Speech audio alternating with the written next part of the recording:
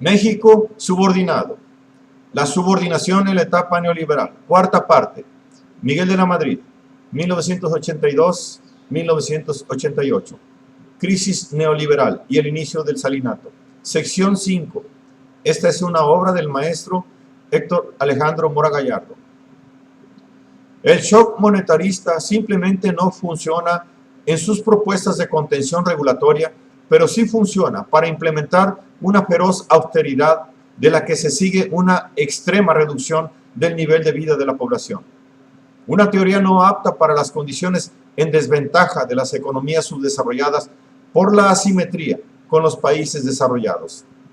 En un mundo mercado en el que se contrapone el norte contra el sur en el desequilibrio de los intercambios desiguales, no ayudando a superar las desventajas, sino que las acrecienta. Pero el hayekismo y por igual el friedmanismo son más una teoría que se conjuga como neoliberalismo y que es impuesta desde arriba, una propuesta plena de falacias que se impone por las causas de fuerza mayor del capital y como tal apta para ser propuesta por el Fondo Monetario Internacional para ser acogida de manera dogmática por los tecnócratas mexicancurios, acatadores del dogma neoliberal. No hay en el gobierno quien cuestione que la austeridad es la única arma para la crisis. El que piense que hay una vía alternativa o es un loco o no ha entendido nada de economía. Peor aún, no hay posibilidad de discusión. Por eso, y para matizar discursivamente el asunto, es común que los funcionarios hablen de una austeridad revolucionaria. El absurdo. Un neoliberalismo revolucionario, solo posible en la mendicidad de los tecnócratas, viniendo a ser un disparate que se impone por las causas de fuerza mayor que ejerce la presión imperialista, una imposición del poder capitalista. En realidad, el capitalismo nunca ha necesitado de una teoría que lo avale o programe su comportamiento y desarrollo. Suele imponerse como una praxis de poder político-económico a favor de los propietarios, complementada por auxiliares técnicos haciendo econometría e ideólogos que hacen la labor de justificar sus procedimientos, siendo innegable que el PRI le roba al PAN su política económica, de lo que daba cuenta la propia dirigencia de Acción Nacional durante el sexenio, y con más inteligencia lo advertían los economistas críticos.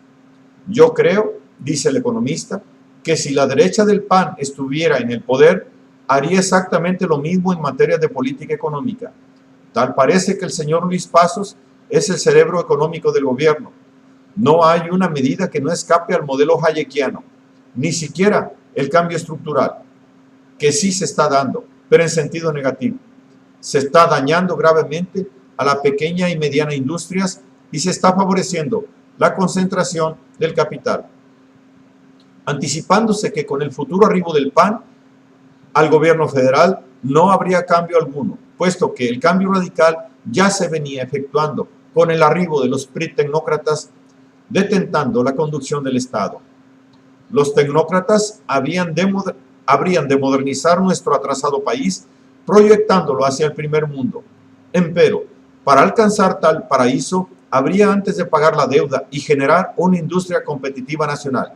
Pequeño inconveniente que el neoliberalismo no soluciona, sino que, todo lo contrario, lo agrava.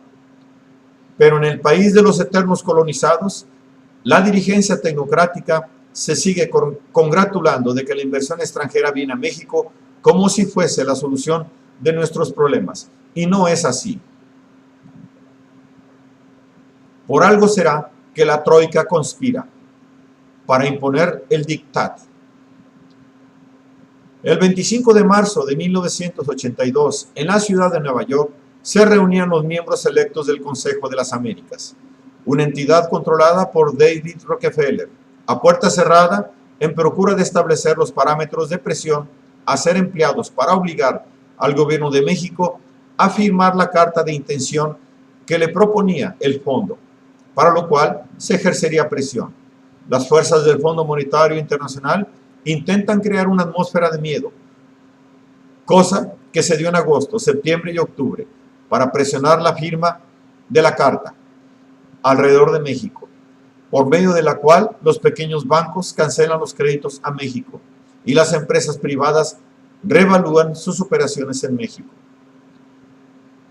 Acorde con la información proporcionada por el Executive Intelligence Review, EIR, desde el principio del año asiago, una misión del Fondo Monetario Internacional visitó el Distrito Federal con la misión de lograr que el gobierno de José López Portillo aceptara implementar el plan de austeridad que tal engendro imperialista había confeccionado, tal y como lo confirmaría posteriormente el propio jefe de la misión, Claudio Loeser. El artículo escrito en el EIR tocaba el trasfondo del asunto, detectando las huellas del Fondo Monetario Internacional, propiciando la crisis del 82, al alentar la fuga de capitales, el cierre momentáneo de más créditos y al orquestar una campaña que denostaba a México en los Estados Unidos y en Europa, efectuada por los más prestigiados diarios financieros, tales como el Wall Street Journal, Journal of Commerce, Financial Times y The Economist. De cierto que la Troika y algo más que podemos identificar como la plutocriptocracia se conjuraba para atacar a México, obligándolo a aceptar las condiciones que el Fondo Monetario Imperialista le tenía preparadas. A decir de la revista norteamericana, se trataba de frenar el desarrollo de México aprovechándose de su debilidad financiera. El gobierno saliente debía firmar la carta y comenzar a implementar las medidas de austeridad, misma política económica de ajustes depresivos que sería ampliada por el siguiente gobierno. Pero José López Portillo se resistía. Ciertamente no quería acatar lo que conocía de cierto. Sería un programa que fastidiaría la economía mexicana. Pero como sabemos, la presión ejercida fue tremenda. El ataque externo e interno colocaba a la nación en una posición de extrema debilidad, obligándolo a acatar los convenios. El fondo presionaba y presionaba, aprovechándose de que el programa presentado por el nuevo secretario de Hacienda, Silva Herzog, ya se ajustaba a sus propuestas. De cierto que el nombramiento de este funcionario fue recibido calurosamente por el Fondo Monetario Internacional. Cuando que la Troika en su conjunto, como instituciones mundiales oficiales emanadas de la ONU, junto con los banksters y sus emporios privados, aunados a los empleados del establishment norteamericano, inclúyase a la Reserva Federal y al Departamento del Tesoro, así como también de seguro podríamos incluir a los europeos junto a los ya mencionados diarios financieros, pues todos estos conspiraban para someter a México a los planes de austeridad confeccionados ex profeso. Para el expresidente del Banco Mundial, Robert McNamara, México era un peligro, sobre todo si seguía creciendo demográficamente. De ahí el que se debiera proceder a frenar y a controlar su desarrollo. Bajo tales consideraciones, la injerencia del Fondo Monetario Internacional y los otros de la Troika tenían el propósito implícito de someter a México a su dictat. El gobierno de México debería acatar los programas de austeridad, de lo contrario no habría más crédito. Bajen sus gastos, su déficit en la balanza de pagos, devalúen el peso, reduzcan sus importaciones, disminuyan los salarios o les tronamos la economía. Sin eufemismos, tal era el mensaje de la misión. México en la actualidad es demasiado dependiente del crédito externo para mantener su economía. Es por eso que deberá someterse. Así lo manifestaba David Haley, funcionario de la Reserva Federal de Nueva York, con franqueza pocas veces vista, mientras que Claudio Loeser, el funcionario del Fondo Monetario Internacional, argumentaba, al devaluar en febrero la moneda en 30%, ya se impusieron las condiciones para reducir las importaciones en 30%, algo que México debe hacer. Si el gobierno sigue este programa, el que respaldamos, será en verdad un severo programa de austeridad, revelándose esta vez lo que en la mayoría de las ocasiones tales funcionarios imperialistas callan. Pues sí, la crisis no ocurre porque Dios lo quiera. No es un fenómeno social ajeno a las intenciones de los poderes capitalistas. Las causas de fuerza mayor se conjuran teledirigiendo a las economías.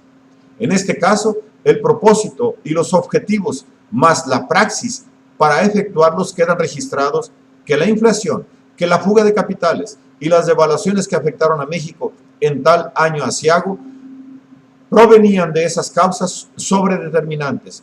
La hegemonía del capital imperialista así se las gasta.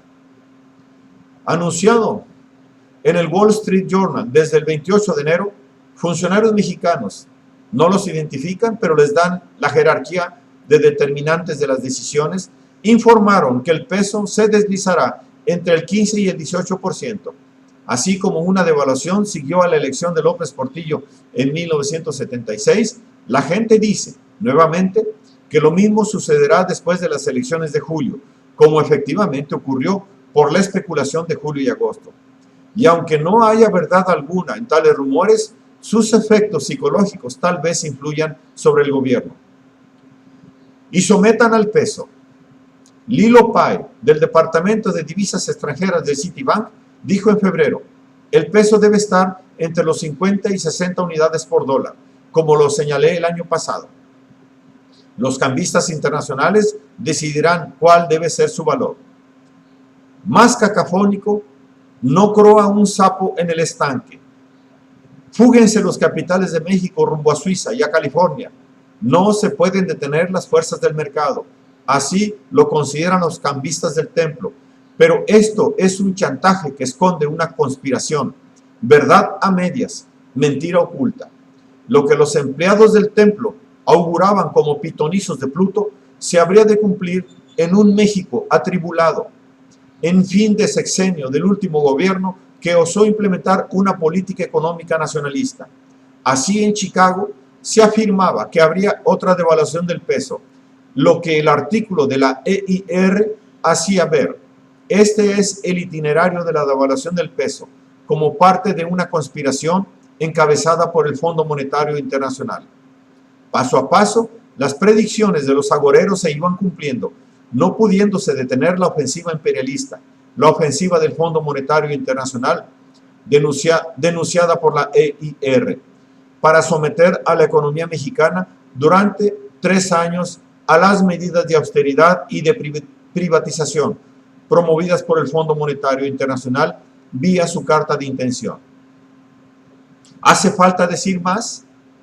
Que la caída de los precios del petróleo dejaba a México en extrema necesidad de recurrir a más préstamos. ¿Y acaso por desventura el mercado de petróleo no podía ser manipulado en aquel entonces? La troika, las troicas, las instituciones que producen el orden internacional en favor de la hegemonía imperialista, que repercuten en el dominio de la plutocracia a través de préstamos y deudas y de un sistema bancario bursátil desregulado, status quo mundial sobredeterminado, sometido al dictat de las corporaciones transnacionales. En eso consiste el capitalismo imperialista.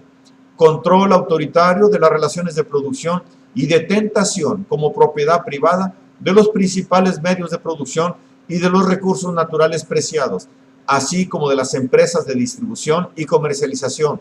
Todo ello a escala internacional. Dominio monetario, dominio político, dominio ideológico, dominio militar, el poder de la bestia apocalíptica.